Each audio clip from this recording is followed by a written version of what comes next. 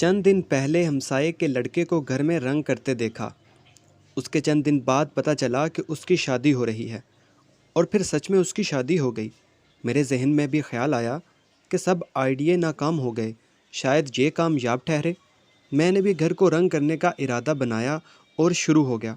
کوئی 30,000 کا رنگ اپنی جیب سے پیسے لگا کر خریدا اور پورے گھر کو کرنا شروع کر دیا۔ بڑی صفائی اور ڈیزائن بنا بنا کر رنگ کیا۔ 2 ہفتے بعد کل رات کام ختم ہوا تو ایک امید سی لگ گئی۔ ابو بھی کافی خوش نظر آ رہے تھے۔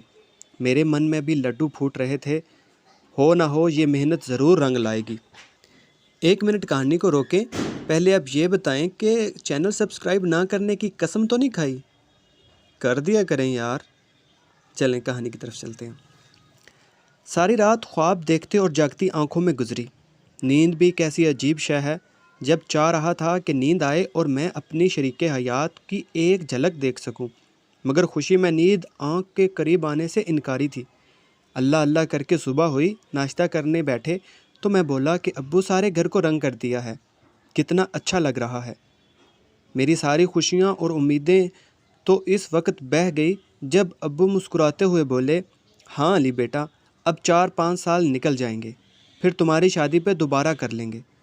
اب ناشتہ کس غریب نے کرنا تھا؟ ہنستا ہوا اپنے کمرے میں آ گیا اور شیشے کے سامنے کھڑا ہو کر صرف اتنا کہا، پتر در فٹے منہ تیرا تے لکھ دی لعنت۔